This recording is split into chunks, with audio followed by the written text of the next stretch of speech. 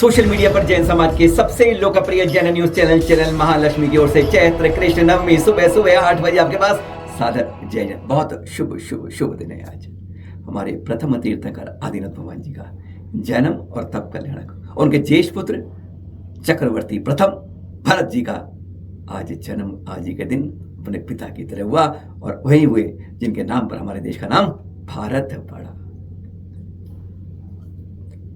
वैसे तो चौथे काल में ही 24 तीर्थंकर होते हैं। हमारे धर्म में बहुत भगवान हुए इस धर्म को, भारत के अंदर भगवानों की धरती रही है, पर भगवानों में खासम खास हो जाते हैं प्रथम तीर्थंकर आदिनाथ। कहते हैं जब इनका जन्म हुआ था ना तब किसी को मेहनत नहीं करनी पड़ती थी, आपकी तरह हमारी तरह, बस कल्पवृक्ष होते थे जो मांगा मिल जाता था। लेकिन धीरे धीरे वह क्षीण होने लगे थे और अब कुछ करने का समय आ गया था। तो सबसे पहले 80 मसीह कृषि आदि 6 उपदेश छटके दिए थे प्रथम तीर्थंकर आदिनाथ भगवान ने, जब वह वहां के राजकुमार थे। कभी कहा था आपको कृषि करनी होगी अपनी पेट के लिए, और अगर नहीं करते दीक्षा का मार्ग सबसे सर्वोत्तम है। लेकिन अगर कृषि भी नहीं करते, दीक्षा की तरह संन्यास भी लेते हैं, तो आपको तलवार उठानी पड़ेगी सुरक्षा के लिए। वास्तुकला, शिल्पकला, ऐसी 72 कलाओं की उन्होंने जानकारी दी। वैसे तीर्थंकरों के पुत्रियां नहीं होती हैं, पर आपके इस हुंडा अफसोड़ी कर आपके 2 पुत्रियां हुई। ब्राह्मी जिसे लिपि दिखाई सुनी थी तो नाम बन गया ब्राह्मी लिपि से पहली लिपि की शुरुआत हुई। सुंदरी जिन्हें अंक की शिक्षा शुरू करी थी, और 101 पुत्र जिन्हें अलग अलग कलाओं में पारंगत किया था। ऐसे प्रथम तीर्थंकर जिनका कद था 3000 फीट। कुतुब मीनार देखिए 240 फीट की है, एक के ऊपर एक 12 रख दोगे ना तब आपके कद के बराबर बैठेगी। आपकी आयु थी 84 लाख वर्ष पूर्व। इतनी आयु जो कि हमारे कैलकुलेटर भी आज मिलने को ठस हो जाता है। 84 लाख गुणा 84 लाख गुणा 84 लाख कर लीजिए, इतनी आपकी आयु थी। आज ही के दिन आपका जन्म हुआ और आज ही के दिन आपको नीलांजना का नृत्य था, चल रहा था एक देवी का, और देखा कि उसकी मृत्यु हो रही है, उसे बदल रहे हैं। सौधर्म इंद्र ने उसे एक क्षण के अंदर बदल दिया, दूसरी बढ़ गए, पर आपको उसे एक पल के अंदर पहचान लिया। इतनी क्षणिक होता है जीवन, बस तप को धारण कर लिया। एक नहीं 4000 राजा भी आपके साथ तप के साथ चले थे। आज ही का दिन था। 4000 मैक्सिमम राजा एक साथ जो गए हैं किसी दिन याद, तो आप भी के साथ थे। पर आपने तो एक प्रकार से संकल्प लिया कि 6 माह तक योग प्रतिमा के अंदर रहूंगा, उसके बाद जरूरत पड़ी तो आहार के लिए निकलूंगा। और 6 माह के अंदर ही सारे जो महाराज थे उनकी हालत खराब हो गई, सब अपने रास्ते थे विचल गए, हिल गए, कोई पत्ते लपेट लगा, कोई कुछ करने लगा, सब भटक गए। लेकिन आप 6 माह के बाद भी फिर 6 माह और अधिक, क्यों? आहार की जो विधि आप चाहते थे पूरी दुनिया में जो आज नवदा भक्ति होती ना, आपके द्वारा शुरुआत की गई थी, संस्कार की गई थी पूर्व जन्मों से।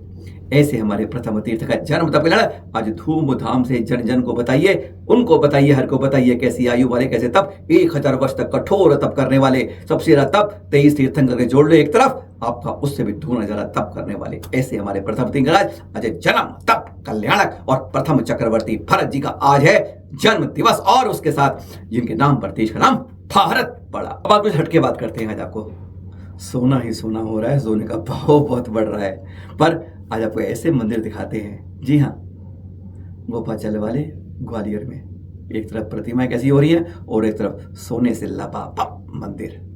कहा जाता है हाँ, आज से लगभग 263 साल पहले की बात करेंगे, 1761 की बात है। तब कहते हैं 45 साल लग गए थे इस मंदिर को बनने की, जिसको आप देख रहे हैं पारसनाथ प्रभु का मंदिर, जहां पर 7 वेदियां हैं। और खास बात क्या है, इसके लिए यहाँ पर सोने को जैसे पानी की तरफ बहाया गया, एक एक जगह सजाया गया, और आज पानी जो लगा है सोने का, जो कहते हैं सोना ही सोना, इस मंदिर को स्वर्ण मंदिर कहलाया जाता है। 1-2 किलो नहीं, 5-10 किलो नहीं, कहते हैं 80 से 90 किलो इसके अंदर सोना लगाया गया है। अब सोच सकते हैं आप, उससे भी ज्यादा सोना कहा जाता है, ये तो मात्रा बताई जाती है।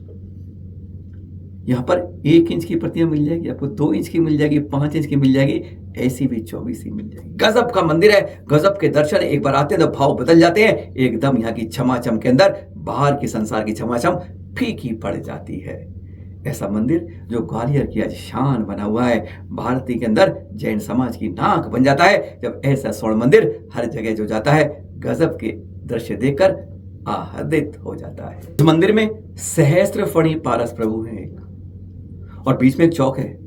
यहाँ पर पांचों कल्याण, गर्भ, जन्म, तप, ज्ञान, मोक्ष, कल्याणों के चित्र बहुत ही सुंदर सोने के अंदर उकेरे हुए हैं।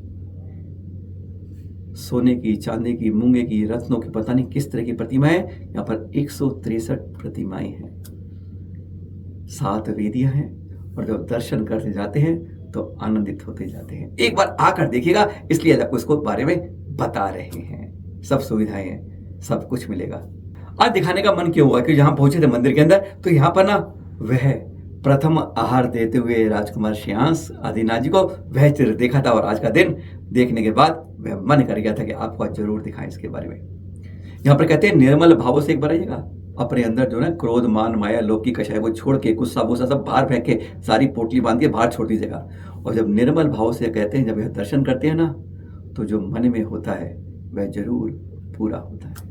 विश्वास कीजिए। आगे यही कहते हैं, आज भी वहां पर देवताओं के आभास होते हैं रात्रि के अंदर, और रात्रि में इस मंदिर की छटा अलग ही निराली हो जाती है। कहते हैं, 4 चांद दुल्हनिया सी चमक कर ऐसी आत्म विभोर कर जाती है। एक बार बस आइए, इतना काफी है। अभी बताया था ना आपको, एक तरफ हमारे मंदिरों से चोरी होकर प्रतिमाएं बाहर पहुंचती हैं, उनकी प्रशस्ति निशान मिटाए जाते हैं, पहचान जिससे ना हो पाए, और फिर सौदागरों के हाथ के द्वारा जगह जगह बोरियों में करके जगह जगह। आज एक तरफ ऐसे हमारे देश के छोड़ दीजिए, या फिर सिंगापुर के म्यूजियम देख रहे हैं आप, ये सिंगापुर का, और यहाँ पर एक से एक हमारा इतिहास छपा पड़ा है। 1000 वर्ष पुरानी नहीं, 1.5, 2, 2.5 प्रतिमाएं यहाँ तक पहुंची हुई हैं इसके अंदर। अब आप सोच सकते हैं कि हमारी विरासत कहां से कहां फैली हुई है, पर हम उसको अब तक, यहाँ भी ताड़पत्र के ओरिजिनल वो पड़े हैं जो हमारे यहाँ बिखरे पड़े होते हैं, इन पर शोध चलती है और हमारे यहाँ उसके बारे में होश नहीं होता है। ये इतिहास की कुछ आपके मन था दिखाने का, तो आज को आज सिंगापुर के म्यूजियम के वह इतिहास दिखा रहे हैं, वह संस्कृति, वह पुरातन जैन समाज का जो आज अतीत को अपने अंदर समेटे हुए है। बस इसको पढ़ना, समझना और जानना जरूरी है, और उसे लिखना जरूरी है। अपनी संस्कृति को, अपने इतिहास को संजोइए, मिटने मत दीजिए। एशियन सिविलाइजेशन म्यूजियम के जो देखा सिंगापुर का, अब उसके बाद आपको अपने देश में ले आते हैं करकला के अंदर। ये करकला जैन ब्रिगेड है जो हर माह एक मंदिर में जाकर उसका रूप बदलती है। आफ्टर बिफोर, पहले क्या था अब क्या हो गया है।